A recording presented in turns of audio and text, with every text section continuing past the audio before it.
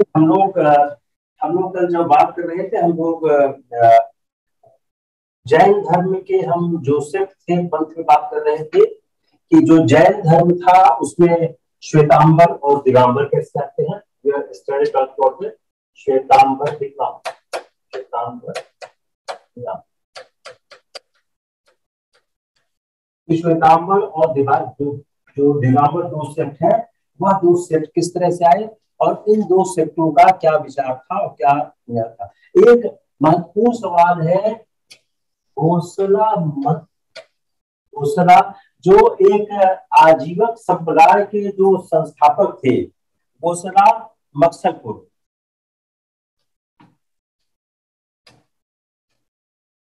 पर एक सवाल परी का बनता है, आप लोग इसको लिखिए कि जो घोषला मक्सलपुर थे, यह 12 साल तक यह जैन के साथ रहे। तो ये बहुत समय तक ये महावीर के साथ रहे, लेकिन बाद में इनका महावीर से संघर्ष हो गया और उसके बाद इन्होंने छोड़ दिया और आजीवक संप्रदाय की स्थापना की। तो अगर आप इसको सवालों की सीरीज देखिए ABCD ऑप्शन में, तो क्या बन सकता है कि वह कौन सा एक संत था जो महावीर के साथ रहा और बाद में उसने एक अलग संप्रदाय की स्थापना की, आजीवक संप्रदाय की स्थापना। हम आजीवक बाद में पढ़ेंगे, कुछ मुझे याद आ गया कल आपके लेक्चर जाते। अब जो जैन धर्म और नियम थे, अब हम आते हैं जैन फिलॉसफी की ओर।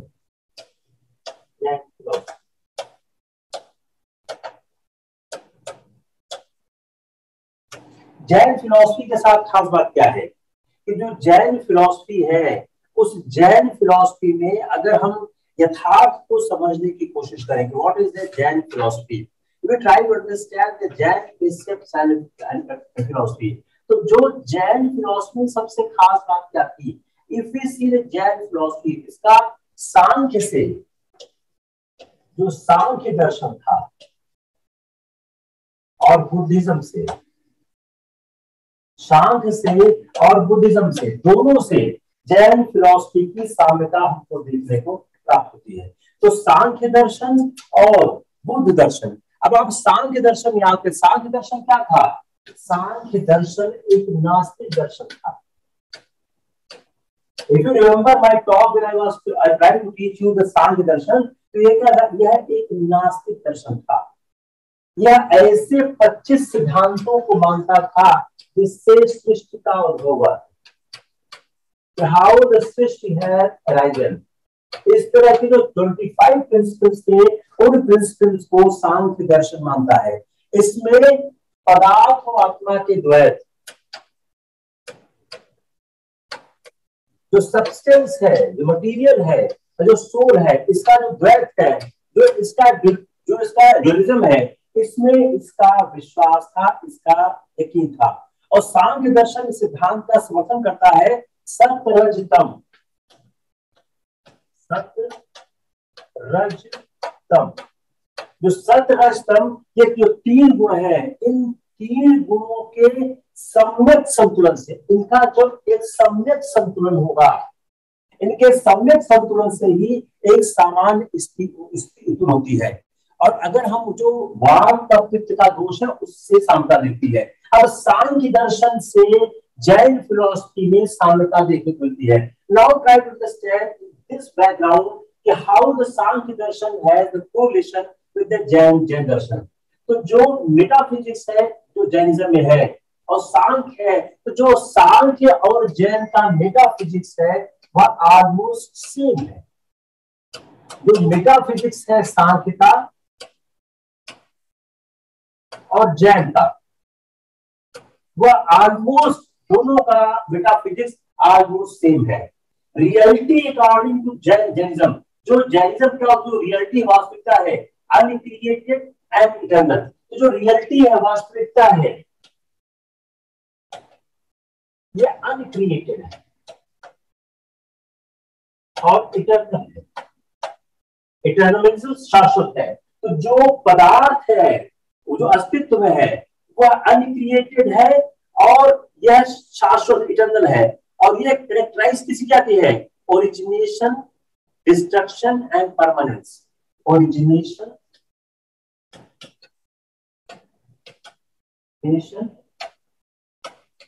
Permanence and destruction. This basic philosophy कि जो हमारा जो एक वास्तविकता है जैन दर्शन के हिसाब से, तो जैन दर्शन के हिसाब से यथार्थ वास्तविकता पैदा नहीं होती, ये अनक्रिएटेड है।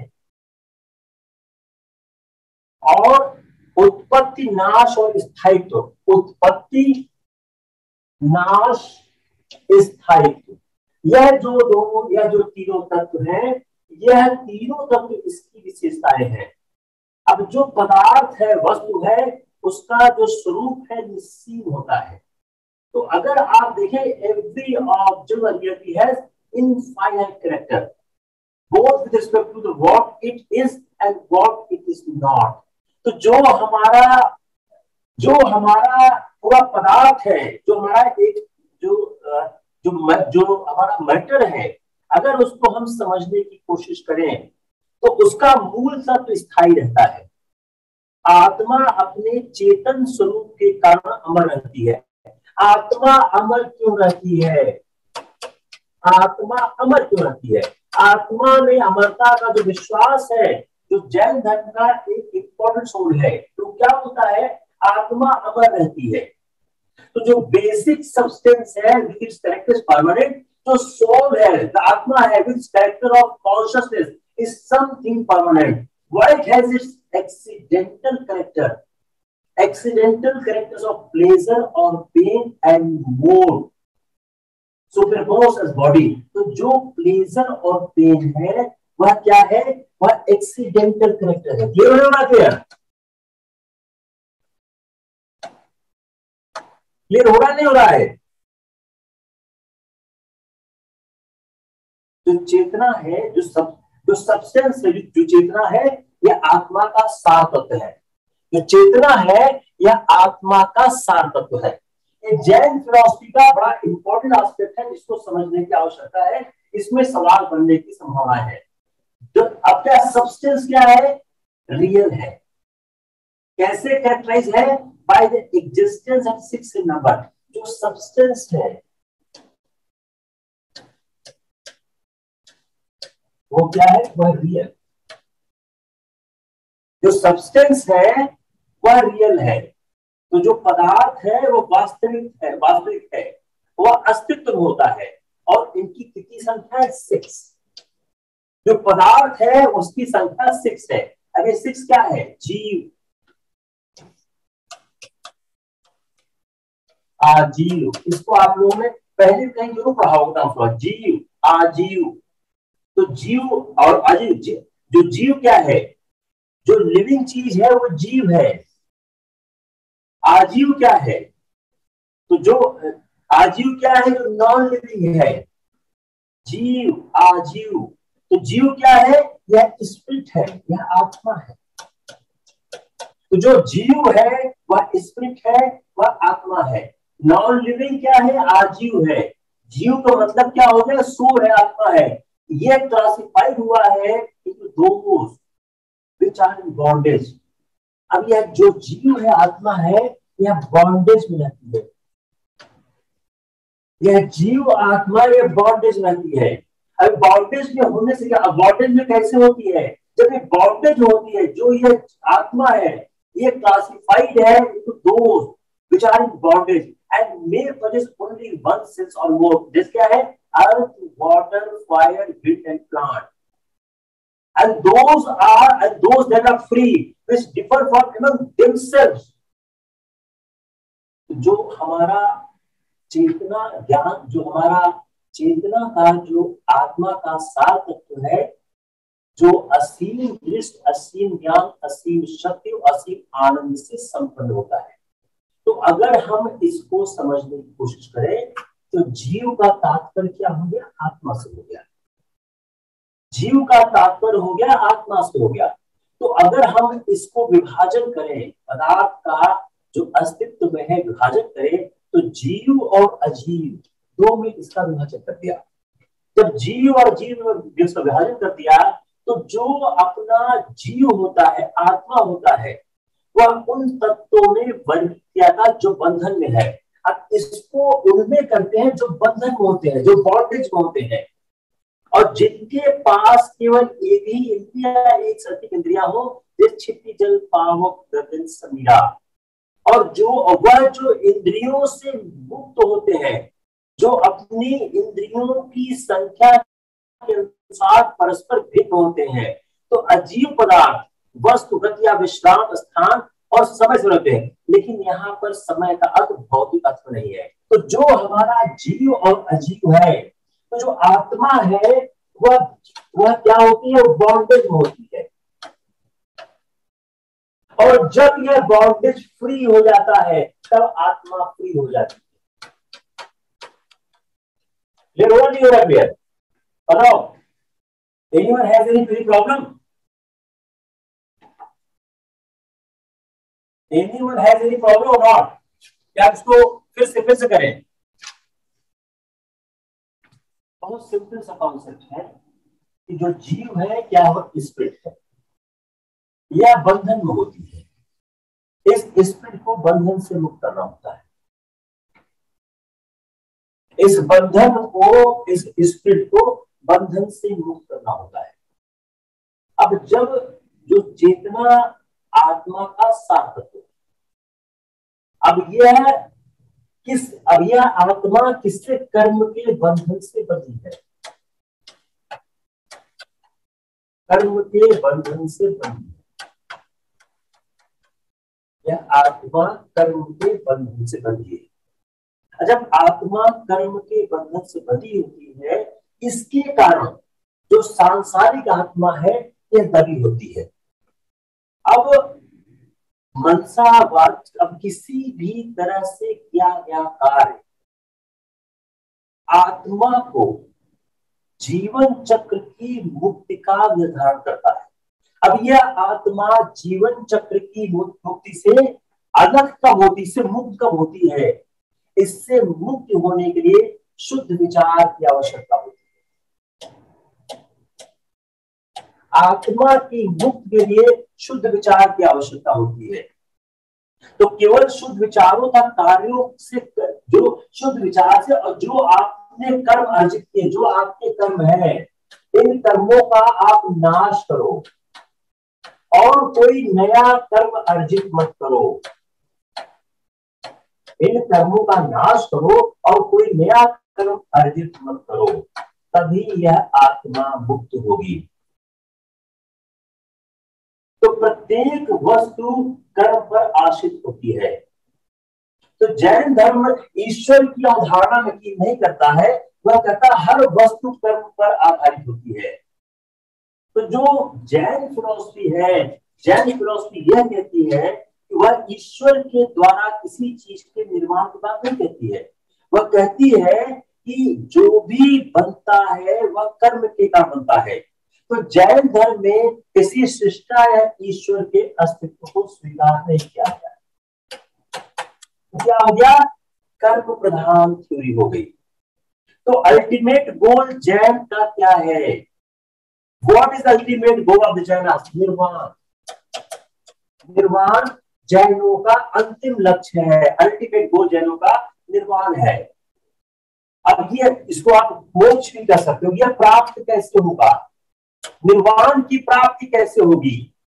निर्वाण की प्राप्ति करने के लिए जो सबसे महत्वपूर्ण चीज क्या है? कर्म का नाश एवं नए कर्म का सृजन न हो। निर्वाण प्राप्ति के लिए सबसे महत्वपूर्ण चीज क्या है? कि कर्म का नाश हो और नए कर्मों का सृजन हो। तो ultimate goal of Jain is the realisation of nirvana. What is nirvana? Complete liberation of the soul. क्या है nirvana? Complete liberation of the soul.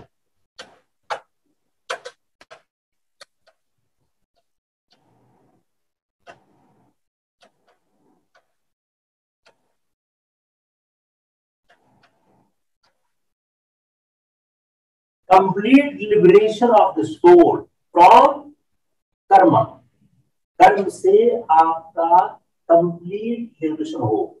अब ये कैसे? सम्यक विश्वास, सम्यक ज्ञान और सम्यक कर्म, यह तीनों कलेक्टिवली पेव करते हुए फॉर द निर्वाण। सम्यक ज्ञान, सम्यक विश्वास, सम्यक कर्म। सम्यक ज्ञान,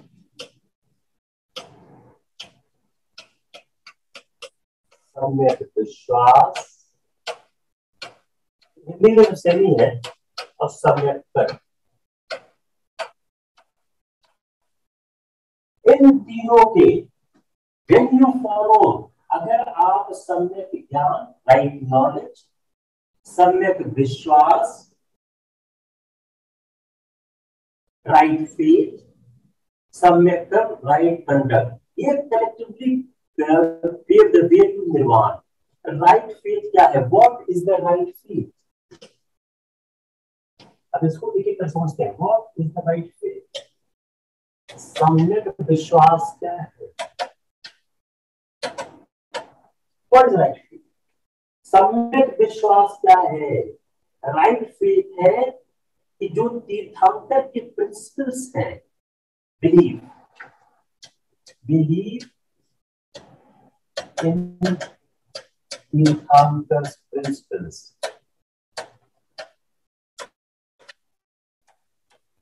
एंड हिज मैसेजेस। तो राइट फेथ क्या हो गया? कि जो तीर्थंकर के प्रिंसिपल्स हैं और जो इंडिकेट करते हैं correct attitude for the acceptance of the truth. Right knowledge क्या है? Flawless understanding. Right knowledge,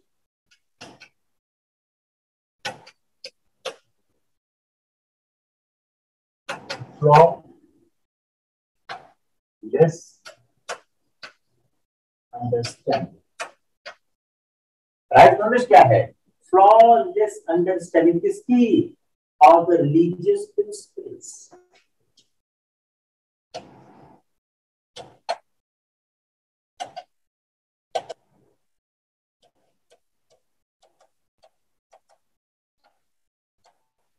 flawless understanding of the religious principles. तीसरा क्या रह गया? Right conduct, abstaining from doing what is harmful and doing what is good. Right conduct. Right conduct क्या हो गया? ये बहुत इंपॉर्टेंट है, इसको पूछे बहुत संभावना है। राइट कंडक्ट क्या है? abstaining from doing what is harmful. Abstaining doing what is harmful, जो भी हानिकारक है उसको करने से दूर रहना, और डूइंग व्हाट इज गुड।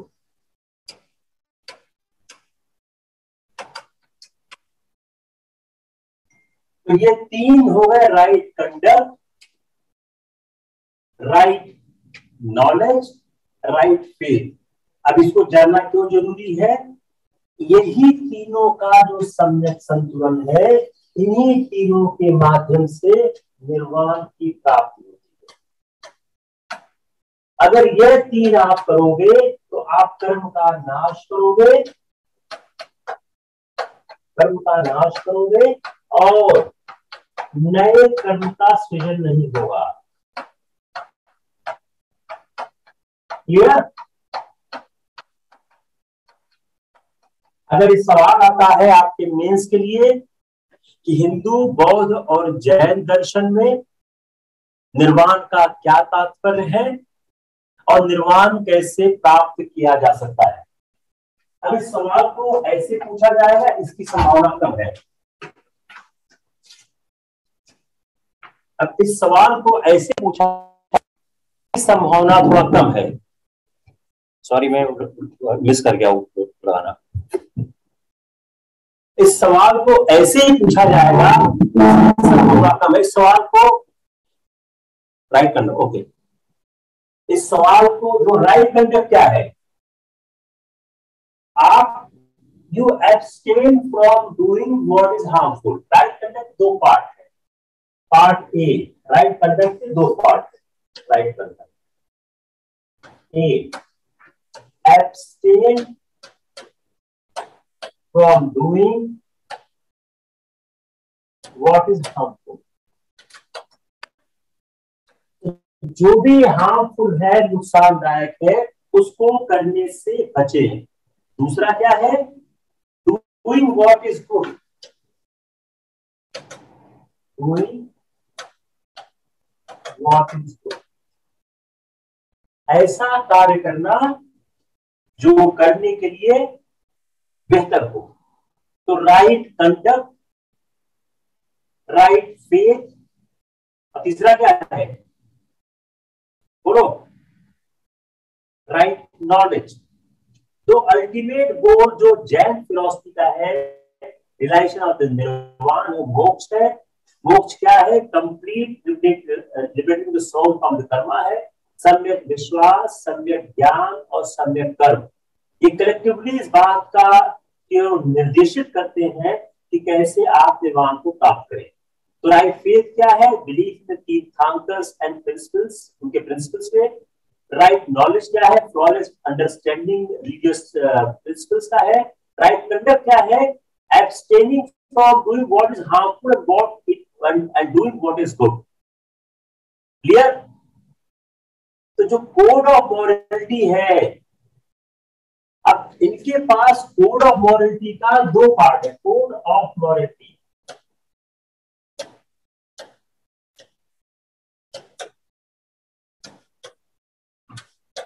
इनकी जो कोड ऑफ मॉरलिटी है उसका दो पार्ट है। तो जो कोड ऑफ मॉरलिटी है, हाउस होल्ड को, एक हाउस होल्ड के लिए है, एक मॉन्क के लिए है। जो लोग व्यक्तिगत, जो लोग पारिवारिक जीवन रहते हैं उनके लिए, और जो लोग मॉन्क है, दोनों के लिए अलग अलग है। तो जो कोड ऑफ मॉरलिटी है हाउस होल्ड के लिए है, वह लेस रिगरस है।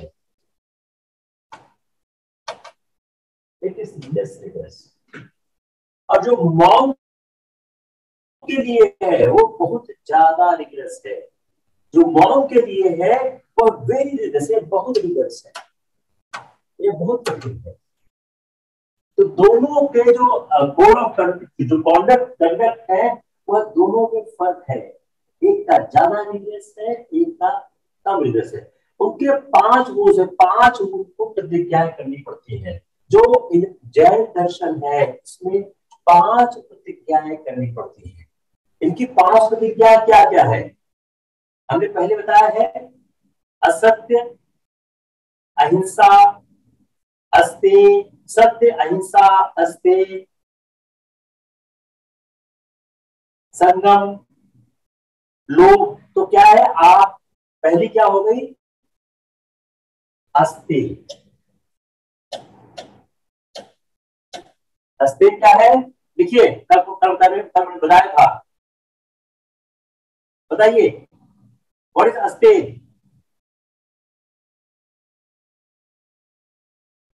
सत्य। कल बताया था आपको। अहिंसा, और बताइए, बोले, ब्रह्मचर्य,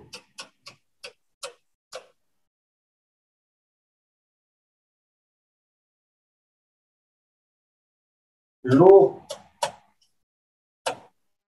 इन सब चीजों से व्यक्ति को दूर रहना होगा। जो एक लेमैन है, जो प्रोग्रेस करता है इन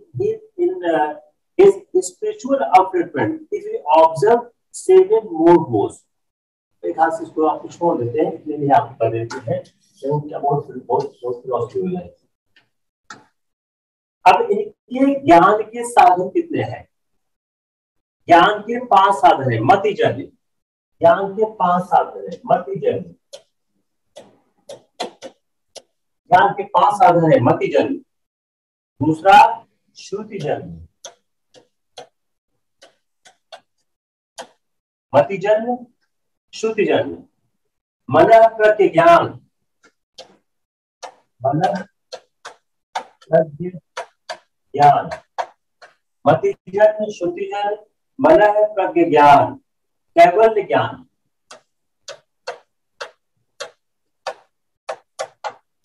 मतिजन, श्रुतिजन, मनः ज्ञान, कैवल्य ज्ञान।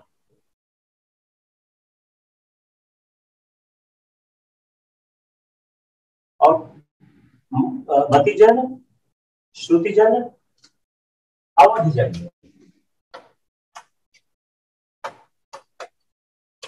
अब इसका आप नाम से भी काम निकाल सकते हो।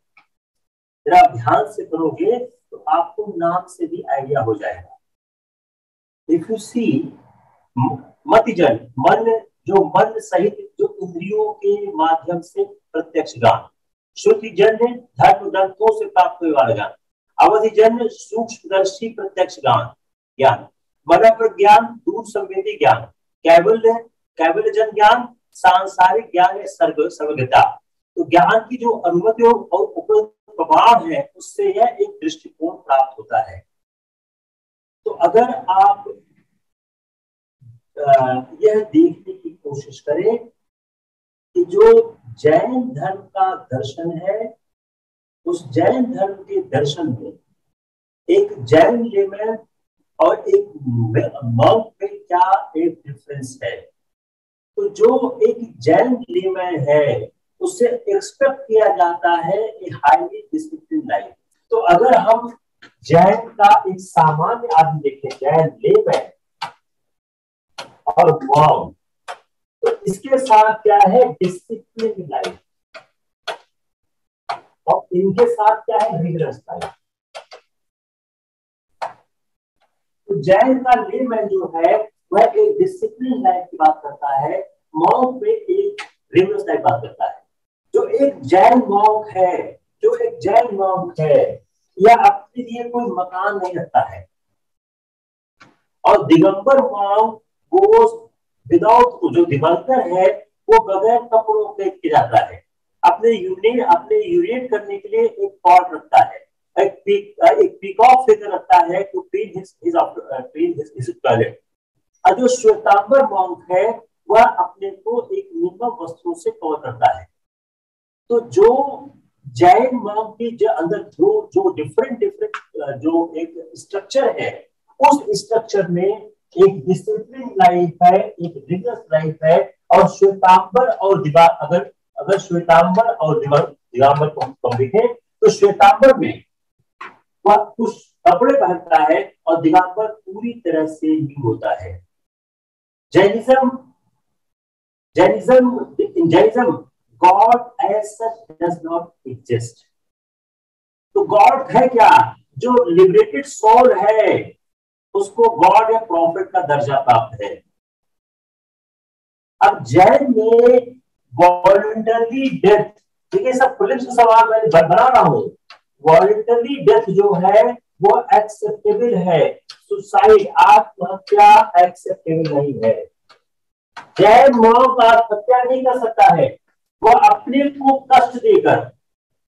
तो जैन मॉन्क जो होता है उसके वॉलंटरी क्या है, अपने को बहुत हाई तपस्या में ले जाकर अपनी मृत्यु को प्राप्त करता है, लेकिन वो आत्महत्या नहीं कर सकता है।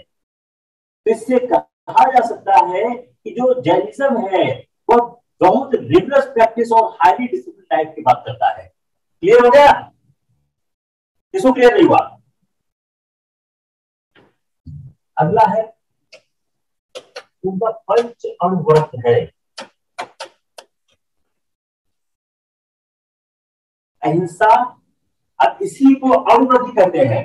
अहिंसा, सत्य, अस्तेय, ब्रह्मचर्य, परिग्रह, परिमाण, अणुव्रत। जिसको लगा उसको मैं इंग्लिश में ना, वो हिंदी को मैंने आपको सेम चीज, जो उनका पंच अणुव्रत उनका क्या होता है। अब जैन जो साधु थे, उन जैन साधुओं में देखिए, आप इसको ठीक से याद करिएगा, मॉन्क में और नॉर्मल लेमैन में क्या फर्क है, क्योंकि सवाल बड़ा इंपॉर्टेंट है, मैं बार बार रिपीट कर रहा हूं। जो साधारण जैन श्रावक उपासक फर्क क्या है, अनुशासन। अब सवाल क्या हो सकता है आपका, डिसिप्लिन का फर्क है या लेवल ऑफ डिसिप्लिन का फर्क है। एक क्या करता है, जो साधारण है वह डिसिप्लिन लाइफ लीड करता है, और जो मॉन्क है वह क्या करता है, वह बहुत ज्यादा आत्मनुशासन रहता है, बहुत कठोर जीवन बिताता है। जैन भिक्षु के पास अपना कोई घर नहीं होता है। दिगंबर भिक्षु जो है निर्वस्त्र भ्रमण करता है, और जो श्वेतांबर भिक्षु है उसके पास एक छड़ी होती है और ऊन की थैली या लकड़ी से पात रखता है।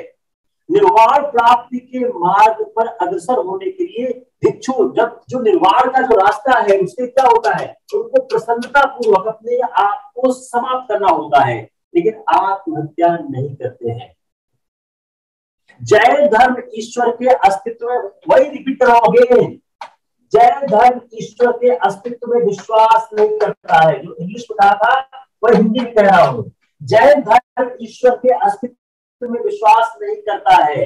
तो जो तीर्थंकर होता है, जो उसकी मुक्त आत्मा होती है, मुक्त आत्मा होती है, वही ईश्वर का दर्जा प्राप्त किया भी है। आत्महत्या जैन धर्म में नहीं होता है। जैन धार्मिक ग्रंथ, जैन धार्मिक ग्रंथ, जैनों के धार्मिक ग्रंथ कौन कौन से होते हैं? अगर जैनों के धार्मिक ग्रंथ देखें तो आप देखिए 12 अंग, 12 अंगास, जो 12 अंगा है वो होते हैं। मेरे ख्याल से इतना ही याद करो, 12 अंगास से काम हो जाए, बाकी मेरे ख्याल से आपको 12 अंगास इसी से आपका प्रीलिम्स काम हो जाएगा। Otherwise I will go to the deep literature of the philosophy and दूसरा एक भगवती सूत्र याद करो, दूसरा भगवती दूसरा हो जाएगा। जैन धर्म के बारे में हमने बताया है, कहाँ इसका संकलन हुआ, इस समय उसके हालत क्या थी, वल्लभी के जो जैन सभा थी उसमें संकलन हुआ। अब आते हैं जैन काउंसिल पे। जैन काउंसिल जैसे बुद्धिस्ट काउंसिल थी, ऐसे हम जैन काउंसिल देखते हैं। तो जैन काउंसिल कैसे हुई?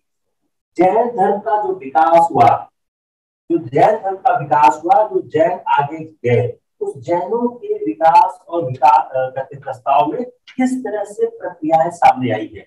तो जैन धर्म के विकास के बाद तो जैन धर्म तो फर्स्ट जैन सभा, पहले फर्स्ट मैंने कल बताया था, जो पहली जैन सभा थी वो महावीर के निर्माण के 200 वर्ष बाद, आफ्टर 200 years, कहां हुई? पाटलिपुत्र में।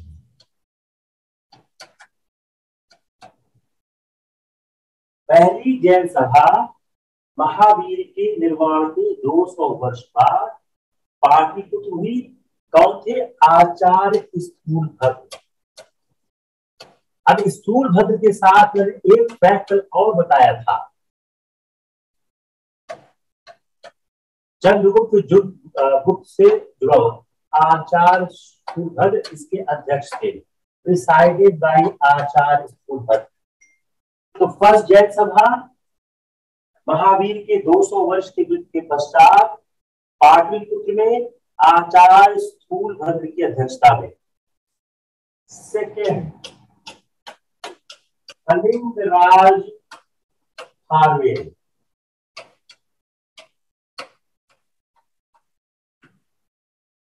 दूसरी क्या हुई? दूसरी हुई कलिंगराज खारवेल, जो उनके द्वारा सुपर्वक विजय चक्कर एक विशाल सभा में हुई। इस सभा में 12 अंगों, जो 12 अंगास का है, 12 अंगास का यहाँ पर संकलन हुआ। जो 12 अंगास का संकलन है वह यहाँ होता है। याद आया? मैंने कल भी ये चीज बनाई थी, सेम चीज आई थी। इसे याद आ रहा है? याद नहीं आ रहा है? Same thing I told yesterday कि जो दूसरी सभा थी वह दूसरी सभा कलिंगराज खारवेल के समय हुई थी, और इस दूसरी सभा में कहा हुई थी? यह हुई थी वल्लभी में। यह कहा हुई थी? वल्लभी में। यह हुआ कल मैंने कहा था। तो पहली सभा कहाँ हुई? पाटलिपुत्र में हुई। दूसरी कहाँ हुई? वल्लभी में हुई। तो जो ट्रेडिशंस क्या बोलते हैं कि on the death of Mahavir Sthulabhadra ने एक ग्रेट काउंसिल मंगाई पाटलिपुत्र में। और इसमें जो कैनन्स थे वह रिकॉन्स्ट्रक्ट किए गए as best as possible in 12 Angas which replaced the 14 former text।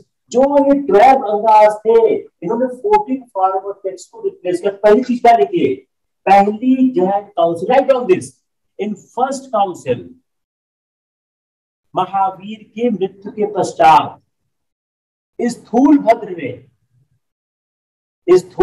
ने पहली काउंसिल कॉल फॉर की। कहां पे?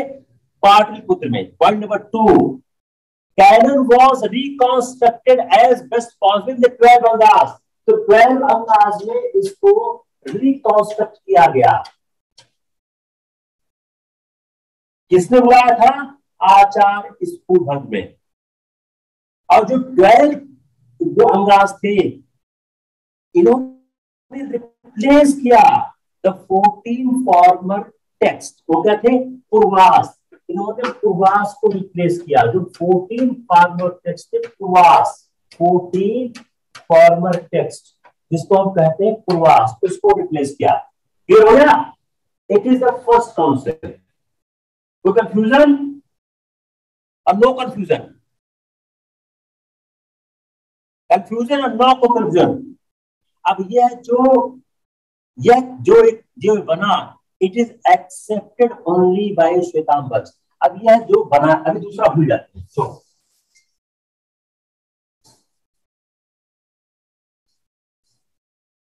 अब यह जो बना accepted only by the Shvetambar.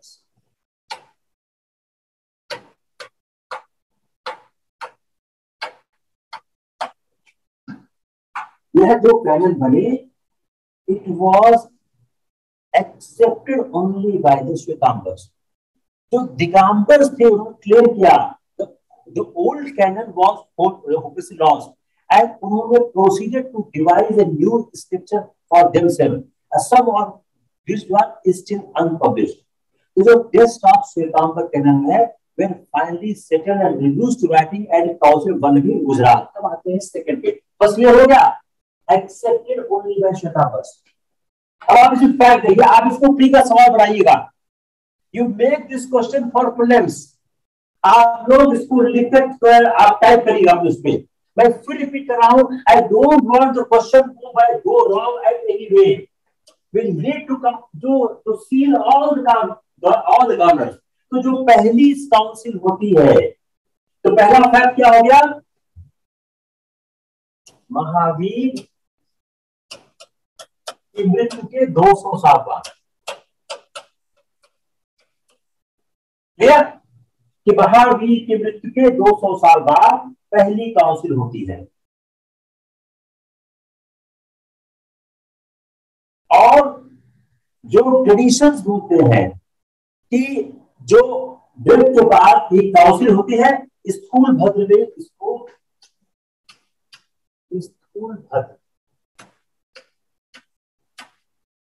Sthulabhadra ने इसको कॉल फॉर किया।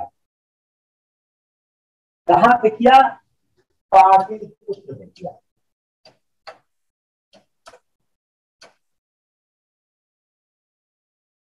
It's fine. अब उसके बाद क्या हुआ? यहां पर जो कैनन्स थे उनके, उसको रिकॉन्स्ट्रक्ट किया गया 12 अंगास में। 12 अंगास में क्या किया? रिप्लेस किया इसको 14 पूर्वास।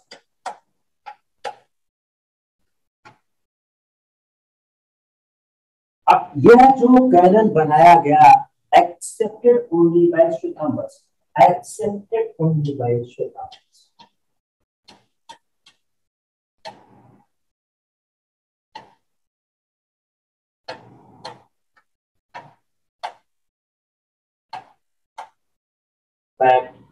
A, B, C, D, E।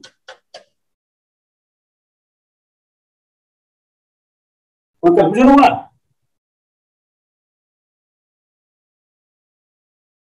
अब इसके बाद क्या हुआ? दिगंबर ने क्लेम किया कि जो पुराने हमारे कैनन थे, जो हमारे जो लिटरेचर थे, वो खो गए। अब वो आगे बढ़े to devise a new scripture for themselves. तो जो टेक्स्ट ऑफ श्वेतांबरा है will finally settled and reduced to writing at a council of Vallabhi. फिर क्या होता, दूसरा आता है वल्लभी में, दूसरी होती है वल्लभी में। वल्लभी में हमने जैसे बताया कि जो कलिंग राजा खारवेल थे, जो द्वितीय महासभा थी, कलिंग राजा जो खारवेल के एक सभागार हुई है। इस सभा में जो 12 अंग थे, जो 12 अंगांश थे, क्या किया गया, इसमें जो 12 अंग थे उनको राइटिंग लाया गया। 5th सेंचुरी एडी, दोनों फर्स्ट बनेगा 5th एडी में उनको राइटिंग लाया गया। These 12 अंगांश इनको पूरी तरह से लिख दिया गया कि पूरी तरह से राइटिंग आ गई। ये किसके हैं, श्वेतांबर के हैं। By this time the text, बात क्या हुआ, इस समय तक टेक्स्ट बहुत करेक्ट हो गए एंड वन जो एक अंग था वो कंप्लीटली लॉस कर दिया गया, खो हो गया, और कई नई चीजें जोड़ दी गई। अब ये दूसरी के बाद जो तीसरी महासभा होती है, come on the third, जो थर्ड काउंसिल कहाँ होती है, वो आंध्र प्रदेश में होती है। वेटार तटीपुर,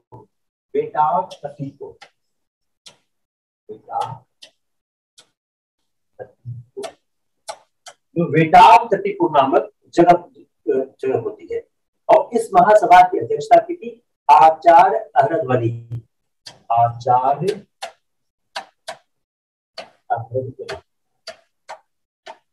इसकी अध्यक्षता किसने की, आचार्य अहरदवली ने की। और इसमें अंगों का विवेचन किया गया, कमेंट्री, अंगों की कमेंट्री की गई, विवेचन किया गया, अंगों की कमेंट्री की गई। जो अंग थे उनकी कमेंट्री की गई, उनकी विवेचन की गई। चौथी महासभा,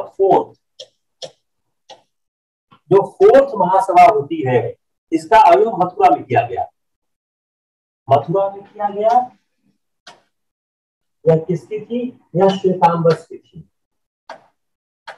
वह श्वेतांबर संप्रदाय की। तो चौथी महासभा मथुरा में की गई, यह श्वेतांबर संप्रदाय की भिक्षुओं की थी। और इसी समय एक और सभा हुई वल्लभी में, आचार्य नागसूरी, उसी समय एक और सभा हुई वल्लभी में, वो किसने की, आचार्य नागसूरी ने एक चौथी सभा उसी तरह की, आचार्य नागार्जुन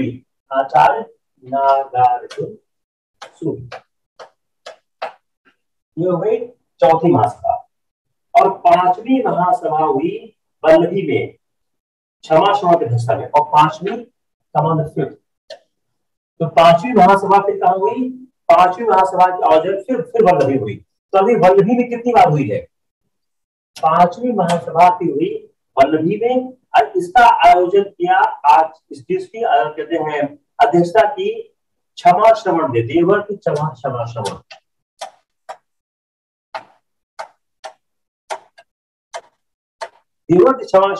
ने इसकी अध्यक्षता की। यह महासभा श्वेतांबरों द्वारा धर्मशास्त्रों के शुद्ध रूप में संकलन की गई। क्यों की गई, धर्मशास्त्रों के संकलन। अगर इन पांचों में सबसे महत्वपूर्ण है तो वह है दूसरी वल्लभी वाली। क्यों इंपॉर्टेंट है, क्योंकि उसमें 12 अंगास को इन राइटिंग किया गया। तो अगर पूछा जाए इसमें से सबसे प्रॉमिनेंट सवाल कौन सा आ सकता है, तो शायद मैं यही कहूंगा कि जो दूसरी वाली थी वह सबसे इंपॉर्टेंट है, उसमें सवाल आने की संभावना सबसे ज्यादा है। क्लियर और नॉट क्लियर?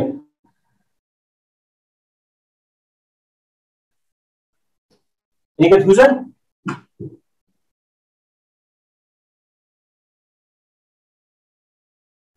अब एक सवाल बहुत आता है कि कौन सा राजा किस धर्म से संबंधित है, पैट्रोनेज, रॉयल पैट्रोनेज। ये सवाल बुद्ध में हमने बताया था कि जैन में भी है। अब रॉयल पैक्ट जानना क्यों आवश्यक होता है, क्योंकि इससे पता लगता है कि किस तरह से भारत का संविधान था। Ashok grandson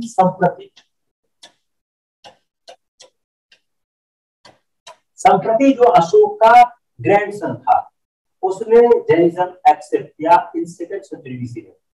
king Kharavela of Orissa, बता रहा हूं सवाल कैसे आएगा। किंग खारवेल ऑफ उड़ीसा, संप्रति हो गए किंग खारवेल ऑफ जो उड़ीसा थे, उन्होंने जैन धर्म को प्रोफेस किया और वह उसके बड़े इलस्ट्रिएट रहे। उन्होंने सेटअप किया several Jain images and his chief queen dedicated rock cut gift to Jain monk. Mathura Jain धर्म का एक प्रमुख केंद्र बना। मथुरा जो है वह जैन धर्म का एक प्रमुख केंद्र बना। जो सेकेंड जैन काउंसिल वल्लभी गुजरात में under the chairmanship of Devardhi Kshamashramana. By this time, the 12th Anga had already been disappeared. So the remaining Angas were written now in Ardhamagadhi language. तो चूंकि वह मंगालों को अर्धमागधी लैंग्वेज में रिमेन जो 12वां था वह डिसअपियर कर दिया। जब 12वां डिसअपियर कर दिया तो जो रिमेनिंग 12वां फिनिश हो गया, तो जो 11 अंग थे वो किसमें लिखे गए? अर्धमागधी लैंग्वेज में। क्लियर हो गया? साउथ इंडिया की कौन कौन सी डायनेस्टी थी इन्होंने जैन को प्रेशर दिया? भाई साउथ इंडिया तरफ, साउथ इंडिया में अगर देखते हैं गंग डायनेस्टी, कदम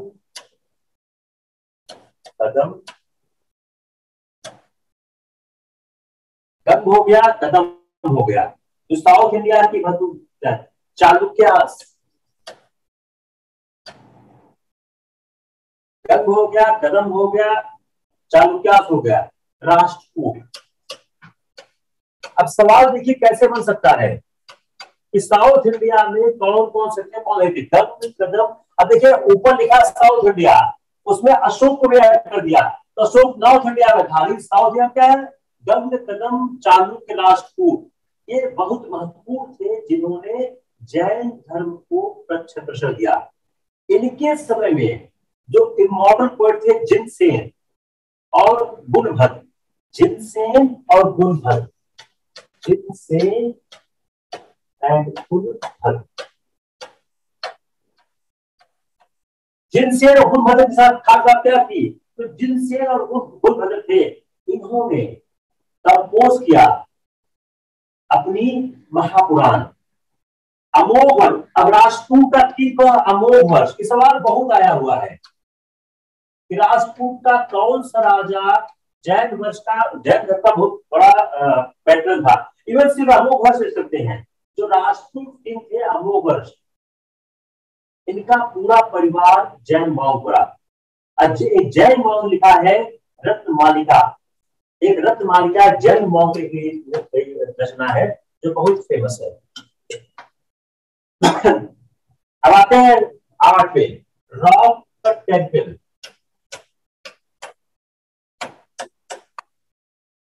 तो 8 है जो रॉक कट टेम्पल्स है, कहां पे है? बादामी और ऐहोल, बादामी और ऐहोल। बादामी और ऐहोल के जो रॉक कट टेम्पल्स हैं, जिसमें जैन तीर्थंकरों का जो फिगर है अपीयर करता है। ये किस किस्म में बिलोंग करता है? अर्ली चालुक्य। अब ये याद करिए किस पीरियड का है? अर्ली चालुक्य।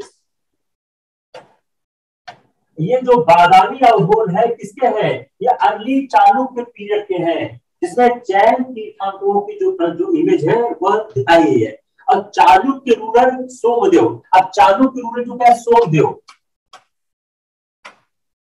चालुक्य रूलर सोमदेव साथ खास बात क्या थी? जो चालुक्य रूलर सोमदेव थे, इन्होंने जो कहते हैं जो चालुक्य रूलर जो सोमदेव थे, इन्होंने बहुत ध्यान दिया इस धर्म के विकास के लिए। तो चालुक्य रूलर सोमदेव और गंग रूलर नित्य मार्गा, चालू के सोमदेव और गंग नित्य मार्गा,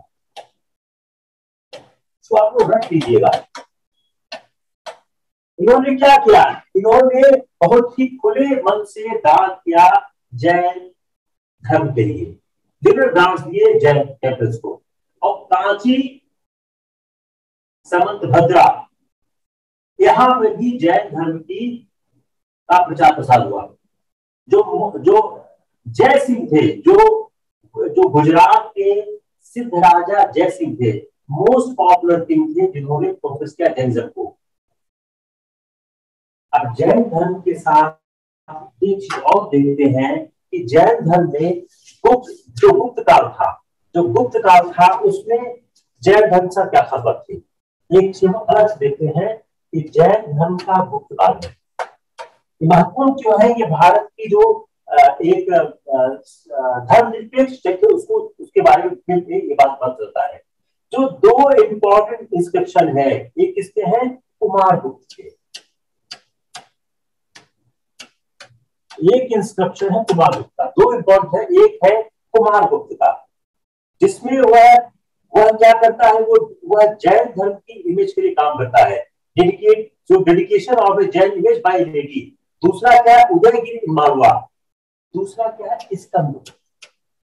तो आप इसको भी समझ सकते हो कौन से दो रूलर थे, गुप्तकाल थे, जिन्होंने जैन धर्म के लिए कार्य किया। स्कंद गुप्त, उन्होंने वेरीफाई किया है setting up of the 5 images of Jain profits.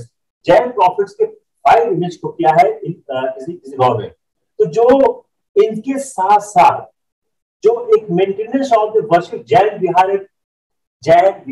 And वाका गुहाई, जैन विहार एंड वाका गुहाई,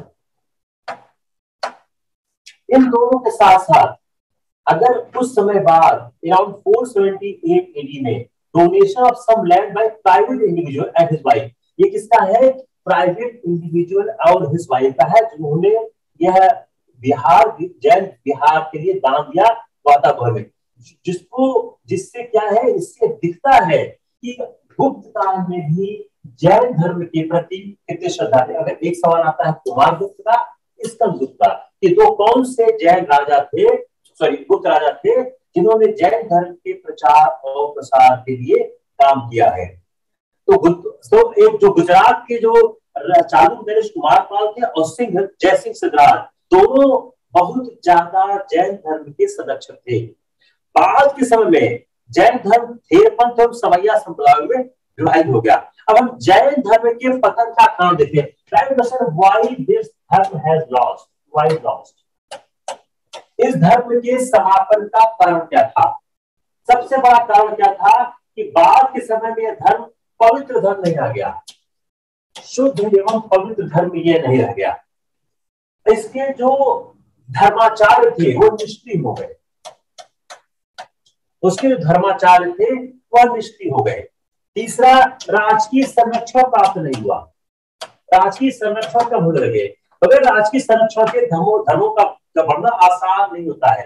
जैन धर्म में बार बार विभाजन हो रहा था, डिवाइडेड अगेन अगेन, बार बार से खंडित हो रहे थे।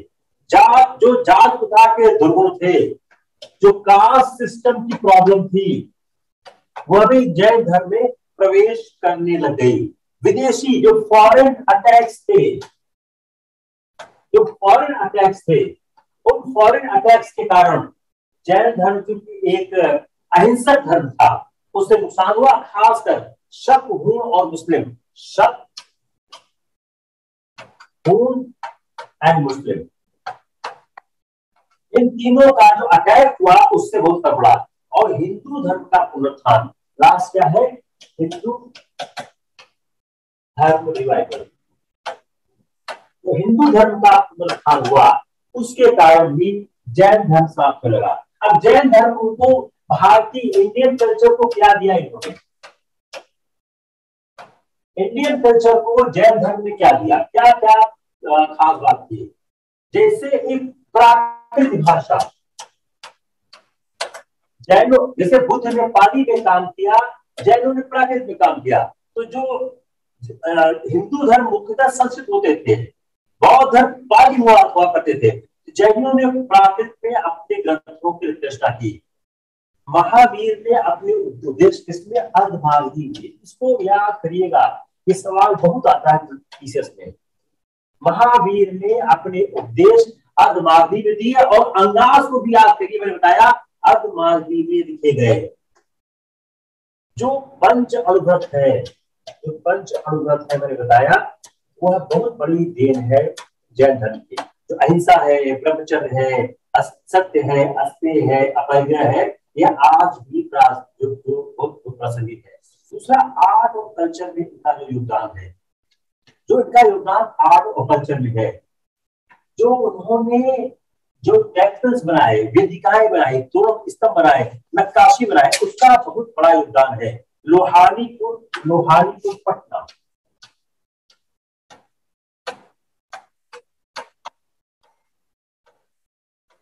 तो लोहारीपुर पटना में अगर आप देखें तो वहां पर जो मौर्य काल के जो तीर्थंकर की प्रतिमा है, जो प्रारंभिक जैन मूर्तियों से है, खारवेल का हाथी गुम्फा, ये भी सवाल आता है कि हाथी गुम्फा, खारवेल का हाथी गुम्फा,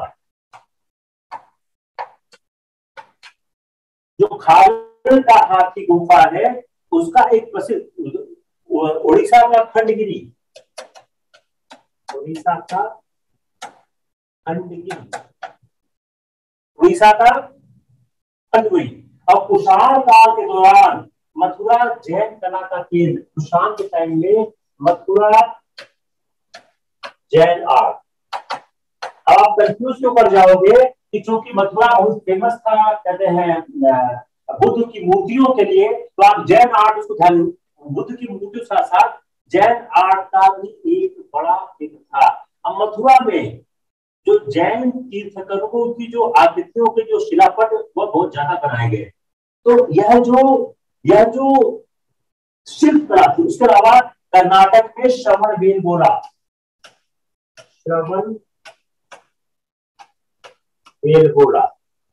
कर्नाटक में श्रवणबेलगोला, आप जानते हैं वहां पे गोमतेश्वर की बहुत बड़ी प्रतिमा बनाई गई है, जिसको बाहुबली बोलते हैं।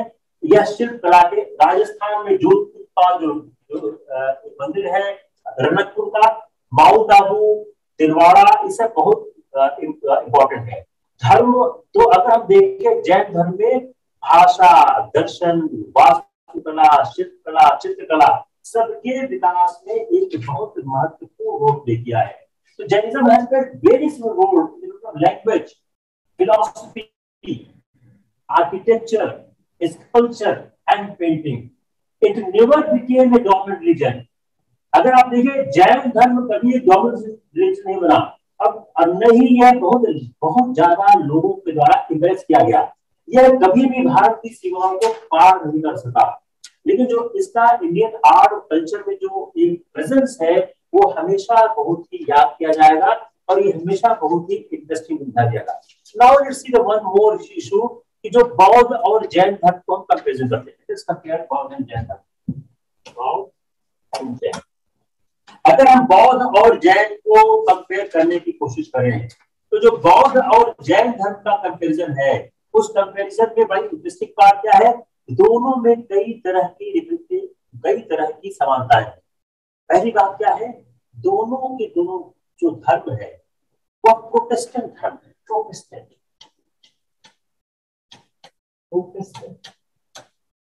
ये दोनों प्रोटेस्टेंट है। जो ब्राह्मण धर्म था उस समय का, उसके विरोध में जो ब्राह्मणिज्म का जो करप्शन था, उसके विरोध में दोनों धर्मों का जन्म हुआ है। इस समानता के बाद ये डिफर फ्रॉम द जो दोनों को दोनों अलग होते हैं, विरोध करते हैं ऑर्थोडॉक्स हिंदुइज्म का अपने बिलीफ में, और वह लगातार इस बात पे काम करते हैं, working of the law of Karma. तो अगर पहली बात देखें, दोनों का विकास ब्राह्मणवादी धर्म के भ्रष्टाचारों के विरोध हुआ। जो कर्मकांड था, रूपवाद था, उसका उन्होंने विरोध किया। और दोनों धर्मों पर था कर्म का नियम,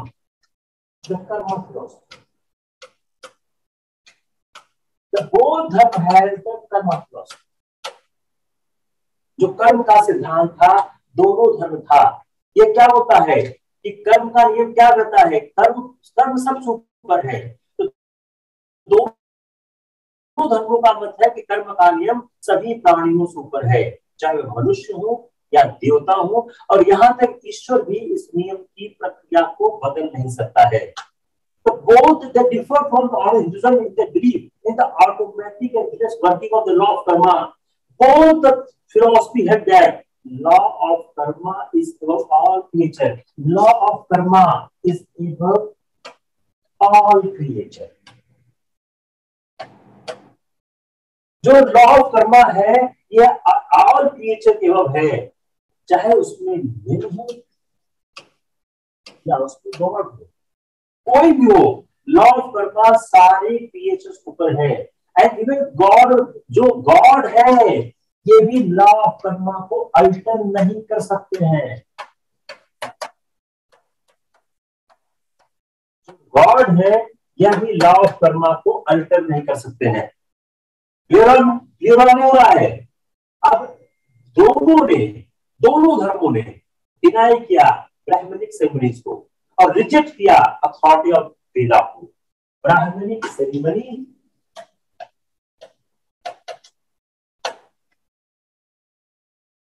and authority of Veda,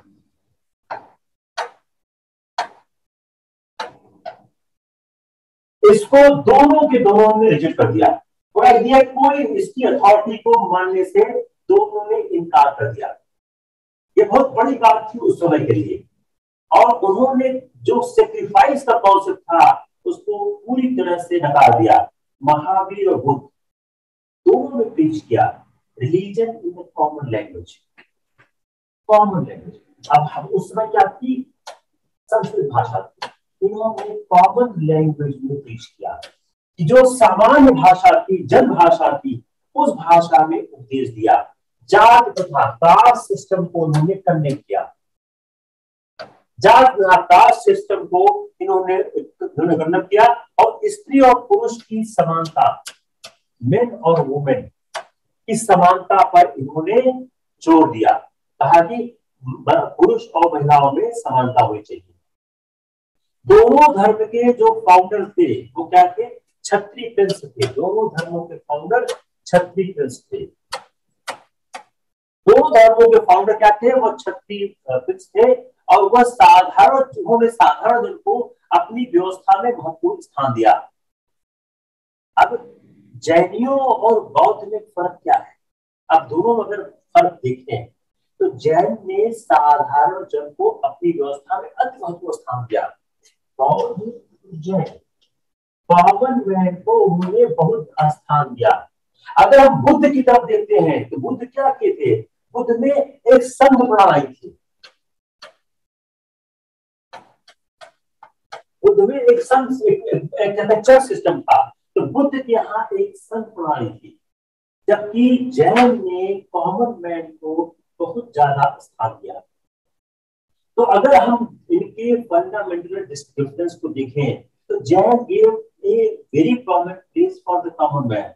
Buddhists relied mainly on their monastic order. The nirvana of the Buddhism. अब निर्वाण, बुद्ध का निर्वाण और जैन का निर्वाण दोनों अलग अलग है।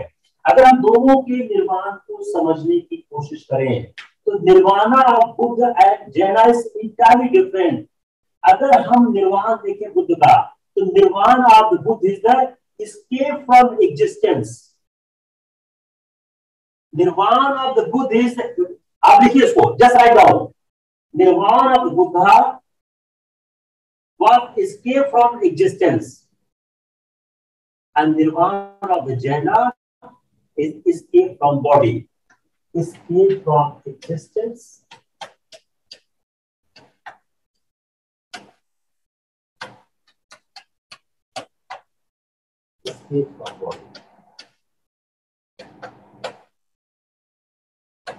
अगर आप मेरा लेक्चर समझे तो मैं एक लाइन में लिखने की कोशिश की, आपको दिख जाएगा।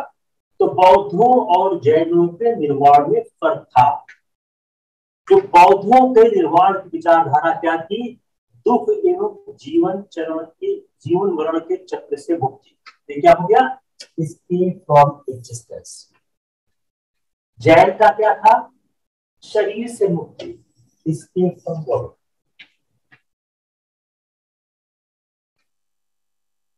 क्लियर हुआ? किसको क्लियर नहीं हुआ? किसको क्लियर नहीं हुआ? जैन बिलीव करते थे रिगरस यातना में, रिगरस स्टडम में, and approval of the self modification, यातना स्वयं के दमन। इसमें किसका बिलीव था? जैन का। एसिज्म एंड सेल्फ मॉडिफिकेशन, इसको बुद्ध ने कंडेम किया। इसको क्या किया बुद्ध ने? इसको बुद्ध ने पूरी तरह से कंडेम किया। Is clear not clear? अब एक दिगंबर और श्वेतांबर का फर्क देखिए। दिगंबर सेंट जो थे, who has obtained perfect knowledge, needs no food and women cannot obtain liberation. अगर आप दिगंबर के सिद्धांत को देखिए तो दिगंबर का सिद्धांत क्या बोलता है? Without being born once more man. तो दिगंबर और श्वेतांबर के सिद्धांत का बहुत इंटरेस्टिंग पार्ट है दिगंबर का, कि आपको मैन के रूप में, मैन के रूप में जन्म लेना होगा। श्वेतांबर बोलता नहीं, इसकी कोई जरूरत नहीं है। Again this is calculate. Digambar और श्वेतांबर में फर्क क्या था? दिगंबर में क्या है? Is saint who has obtained perfect knowledge needs no food and women cannot obtain liberation without being born once more as a man. The Shwetambar do not accept this view. तो दिगंबर क्या बोलता है कि महिला मुक्ति नहीं प्राप्त कर सकती है, आपको एक बार पुरुष के रूप में जन्म लेना होगा।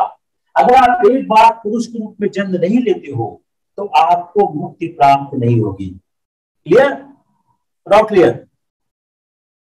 कोई प्रॉब्लम?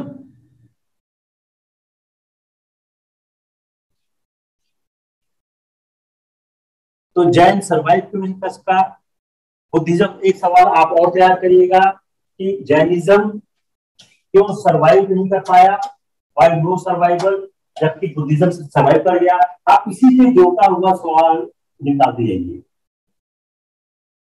अगर हम देखें कि जैनिज्म सर्वाइव इन इंडिया, अगर बड़ा इंटरेस्टिंग बात देखें कि जैन बाहर वाले, जैन इंडिया में सर्वाइव किया, बुद्धिज्म सर्वाइव नहीं कर पाया। उसका कारण क्या है? उसका कारण क्या है कि जो जैनिज्म है,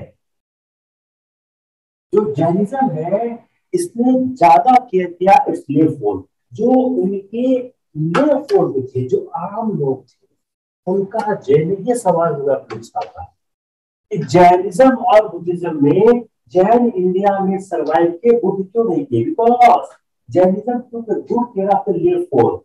In Jainism, the layman was a definite number of order, जो encourage कर रहे थे to undertake periodical retreats and to live as far as possible to the life of monk for specific periods.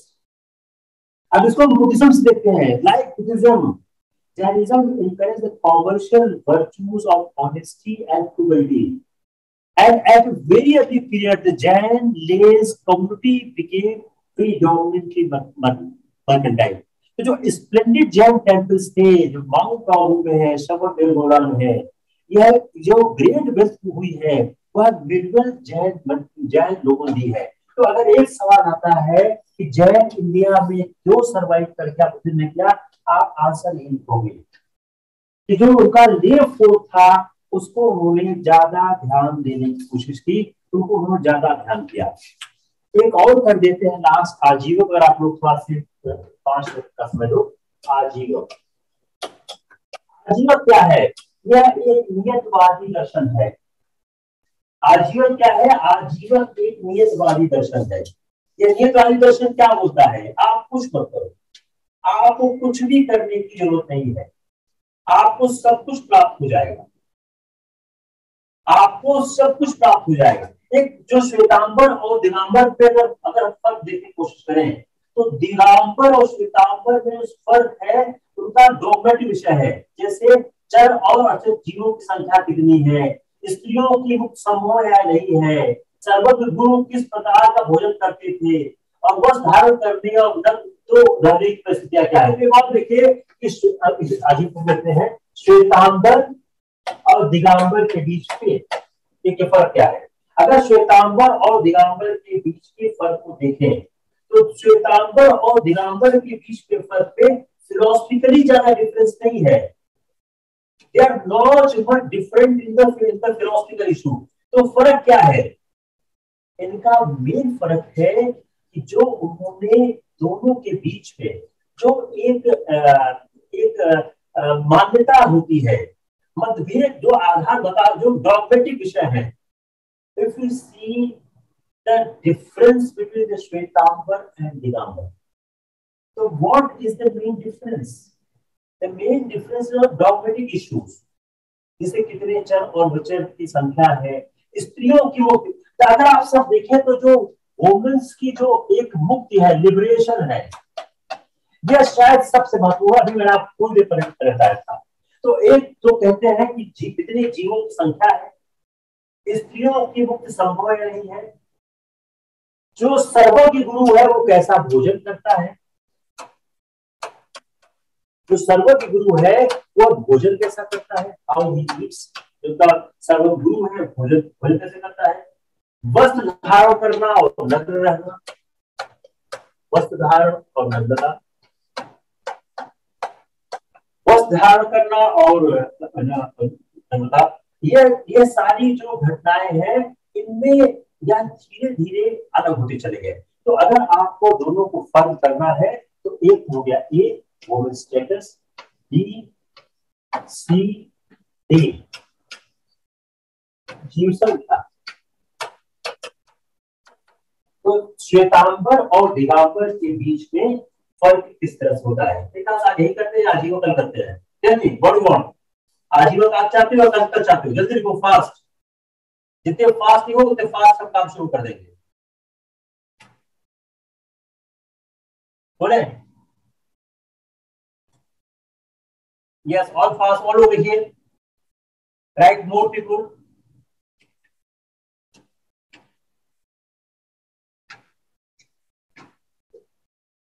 Enough enough enough, continue कैसे लिखा है,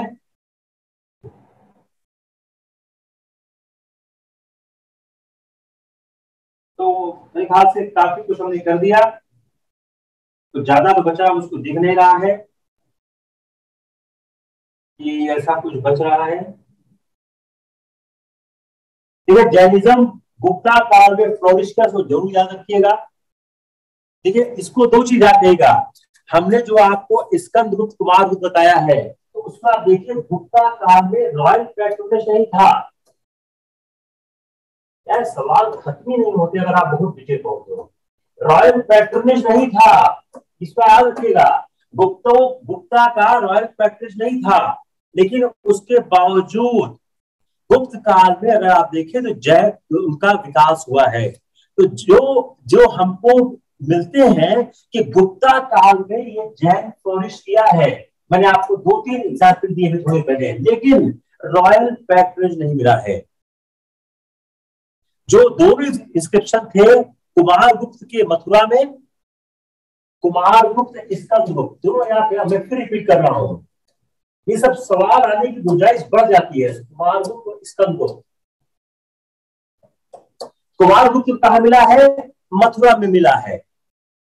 उसको क्या बोलता है, dedication of Jain image by lady and at Udayagiri, जो रिकॉर्ड करता है erection of statue of the Parshva. और दूसरा मिलता है कहलौम में, कहलौम में स्कंदगुप्त का कहा है, कहलौम में। स्कंदगुप्त के समय का कहां पे है, कहलौम पे है, और कुमारगुप्त के समय का कहां पे है, मथुरा।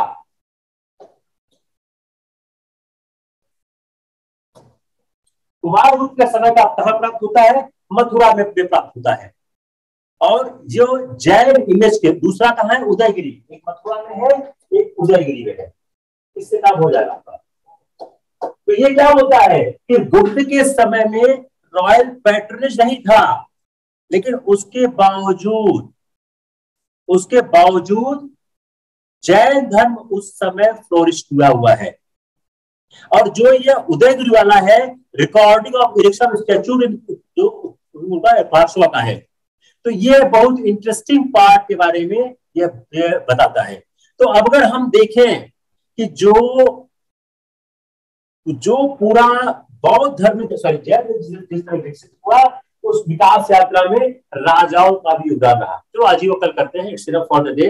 बहुत लंबा क्लास आज हो गया, आज दूसरी और फिर हो गया।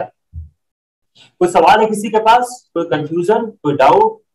थोड़ा लेक्चर आज फास्ट हो गया, क्या है फास्ट नहीं करेंगे खत्म ही नहीं होगा। We are starting a mock test based study. We are targeting the 2023 very seriously. After 2022, we'll attack more on the 2023. We are going to start 108 mock test series. 108 mock test की series हम लोग करने जा रहे हैं। वो हम 108 mock test की सीरीज हम अगले एक साल में कंप्लीट करेंगे, और hopefully if you are able to perform well in those 108 mock test, तो शायद आपका सिलेक्शन होने की संभावनाएं बहुत बढ़ जाए। Take care, will see you tomorrow.